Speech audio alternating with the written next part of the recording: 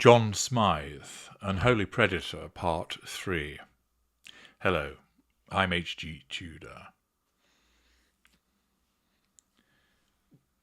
Recently, Justin Welby, the Archbishop of Canterbury, resigned as a consequence of failings to act upon the systemic abuse that was meted out by John Smyth in relation to young boys. The Macon report was released, and it's the content of this that provides us with an opportunity to look at considerable detail about the behaviour of John Smyth, to understand more about why he did as he did and what he was. I'm now going to focus upon the early part of his life in terms of what that tells us. This arises from content contained within the Macon report. John Jackson Smyth was born on the 27th of June 1941 in Calgary, Canada. His father, Colonel Edward Smyth, was Plymouth Brethren at that time.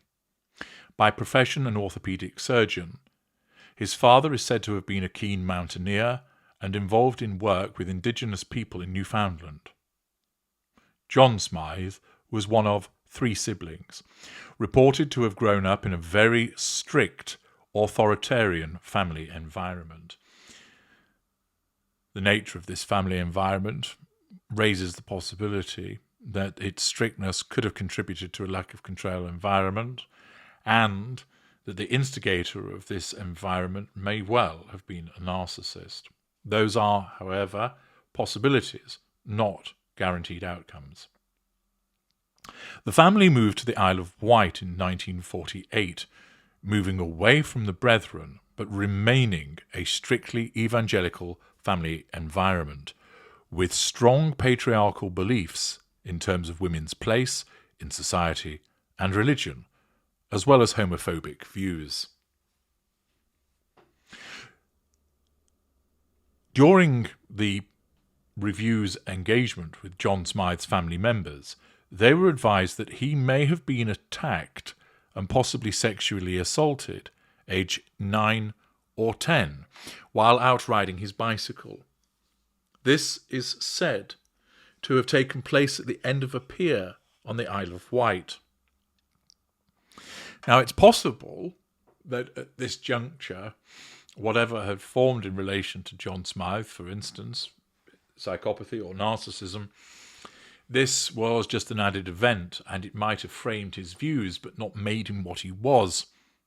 Alternatively, it might be that the genetic predisposition towards narcissism was present in Smyth.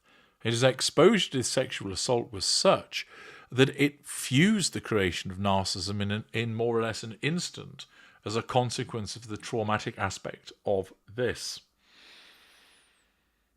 It seems to me that whilst that event would be something that would undoubtedly be traumatic to somebody of that age, I am of the view that whatever he is, it is likely this was already in formation by this age, and the act itself coloured his views and behaviours thereafter, but didn't cause them to be created. John Smyth attended a public school called St. Lawrence. Several contributors to the review, including family members, have reported to the review that he carried a lifelong resentment that he had not gone to one of the more elite public schools. That continuing resentment could well be an ongoing threat to control. John Smyth is also said to have admired his father and sought to be his equal. Possibility that might have led to a lack of control environment by virtue of a grade B syndrome, namely that whilst he aspired to be his father, he never could get there. John Smyth went on to Trinity Hall College, Cambridge in 1960 to read natural sciences, switching to law from his second year. He graduated in 1963, then taking his LLB at Trinity Hall, graduating in 1964. He attended his first UN camp at Easter 1964 when he was 22. Contributors to the review have noted that this was interesting in that the Reverend Eric Nash, known as Bash, who founded the Ewan Trust and ran the camps, made an exception for John Smyth, his young protege, seeming to escalate his leadership with Ewan despite his lack of connection to an elite public school. John Smyth did not attend the camps as a child, so had not risen through the ranks, but was sought out by Nash, seeing him as a strong Christian and a gifted barrister who will be offering something to the Ewan camps. These observations have come from both close family members and from the statements made by victims. In 1966, he met Anne Leggett, Josephine Anne Leggett, born 10th of December 1944, at a children's special service mission house party in Swanage. John and Anne Smyth married in 1968, and they initially lived in Norwood, London. They had 4 children. Their first child was born in 1969 and the last in 1978. An unusual and, in the light of what is now known, disturbing fact is that at least 2 of the godparents of John and Anne Smyth's children were young men, as young as 16 years old, who were also his victims. It is evident that conferring on them the status of a godfather would be done as a favour, that it was wielding his power over those individuals, but also ensuring that they remained enmeshed with him and under control by granting them such a privileged position. It's also demonstrative of the power that he wielded that his victims felt compelled to agree to be placed in those positions. After graduating in 1964 with an LLB, he took up a pupillage at a prominent chambers in London. He qualified as a barrister in 1965, and in 1979 he went on to be the youngest Queen's Counsel at the time. A victim described his influence and presence at this time. He was a charismatic personality. He was the blue-eyed boy. He was Mary Whitehouse's lawyer. He was in the public domain.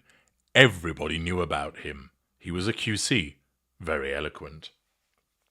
Thus he was clearly a very intelligent man, charismatic, and well known. All of those factors, of course, would contribute to a facade, should he be operating one, and would also provide him with a particular means as the way to assert control over his victims. The report states that John Smyth was a highly driven and manipulative man, simultaneously carrying out the prolific grooming, exploitation, and the physical abuse of his victims, while holding multiple positions of power and influence, and consistently seeking new ones, both in his legal career and Christian life. Such a search for control is witnessed both in narcissism and psychopathy. It might also be that consistently seeking new positions of power was the necessity of seeking stimulation, part of the necessary triad of the psychopath.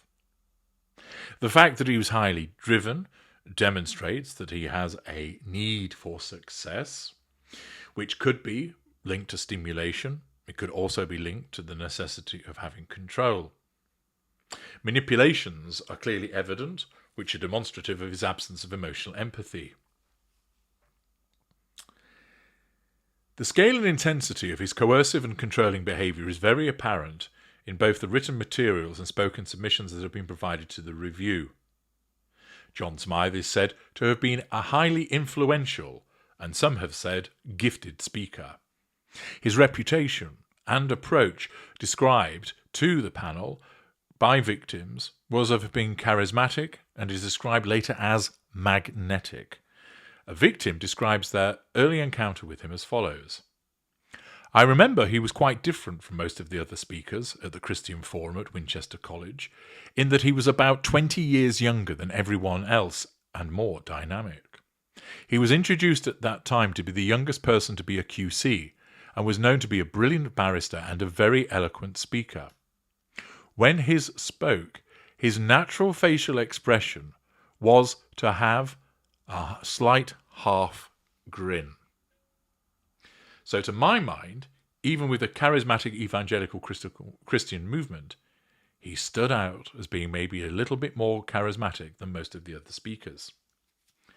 This half grin may also have been the fact that he was responding to the receipt of fuel, or quite possibly could be that he was revelling in the fact that he knew that he was pulling the wool over the eyes of those that he was speaking to, that he knew what he was doing, that he knew what he was, and revelled in the fact that he was able to get away with it, that he was able, through the expression of his charisma, his magnetism, to accumulate whoever he wanted, to draw whoever he chose into his matrix, and that they couldn't resist, that he would stand there, the predator that he was, observing the individuals, knowing that they were in the palm of his hand, not just those boys that he assaulted, but the people that would listen to him, those that would come to listen to him talk. Findings were made by Dr. Hansen, the psychologist, and some of those findings were: several forms of abuse were perpetrated by John Smyth: physical violence, sexual abuse, coercive control, psychological abuse, and emotional neglect of his own children. He used parts of the Bible and religious authority to assist his abuse, which can be seen as a distinct form of abuse, spiritual abuse, or as a layer of his coercive control and psychological abuse.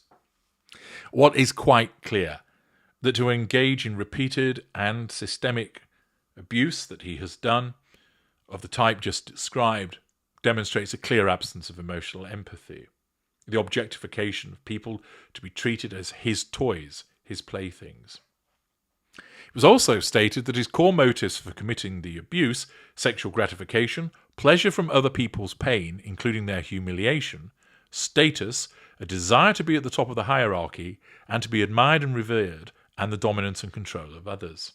In other words, it was necessary for him to utilize this to gain control, that it's clear that the revered nature that he sought was part of fuel. The necessity of being admired would be fuel.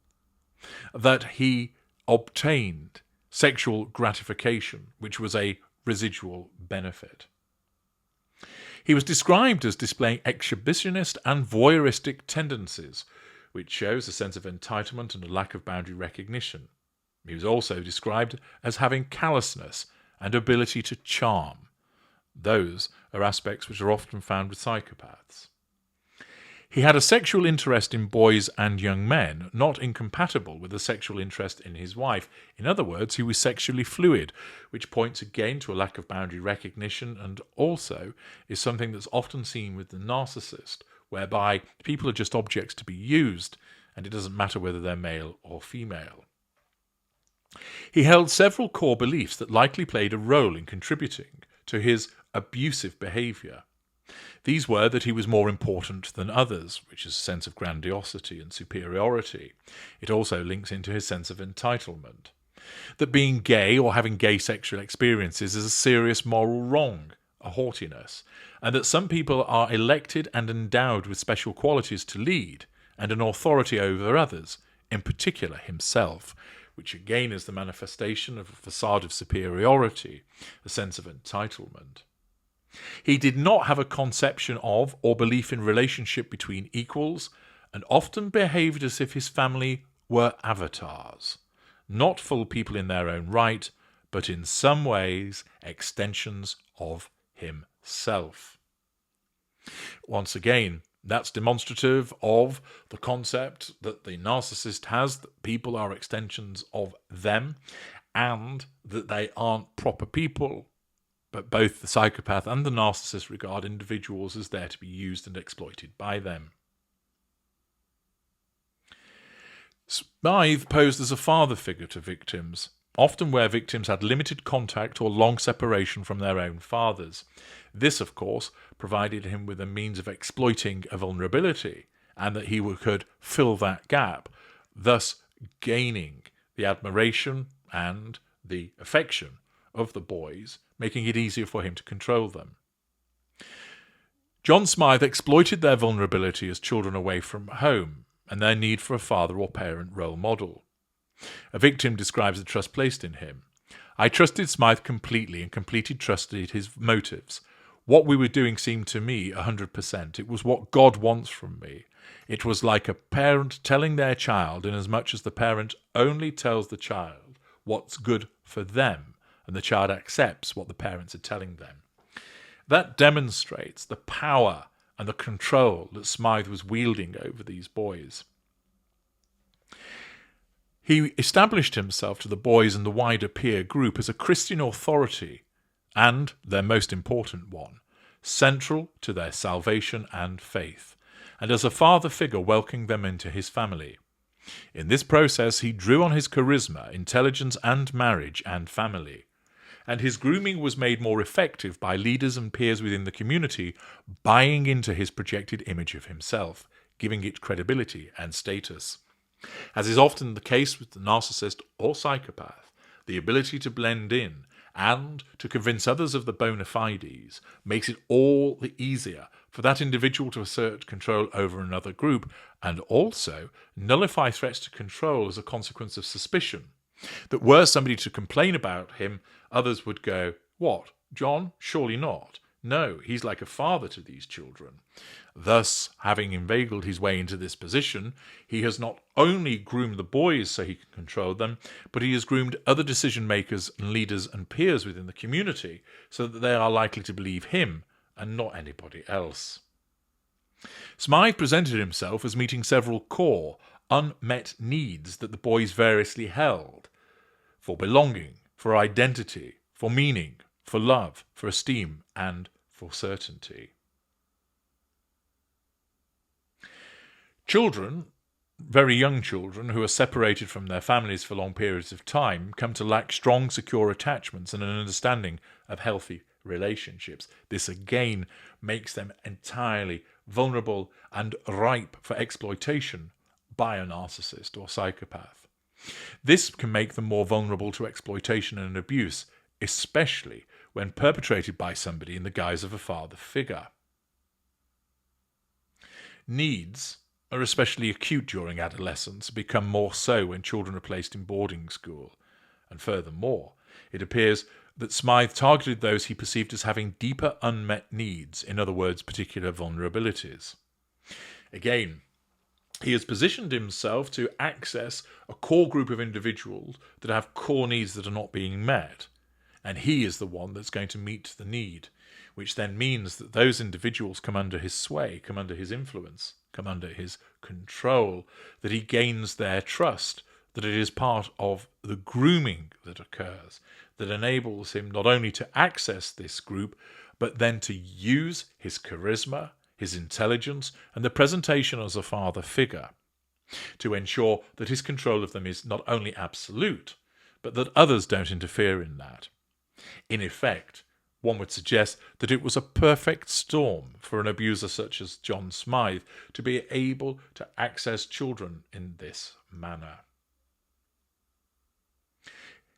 His background is one which supports that it was not an environment that was conducive to the creation of an individual that was healthy and one blessed with emotional empathy, but rather that it was one that has created a predator that has meted out the abuse that has been touched on so far, and which I shall be going into in greater detail to enable you to understand more about the way that this man behaved towards his victims, how he saw them, and so that we can pick apart the various strands of that behaviour to understand more about what he was. Join me in part 4.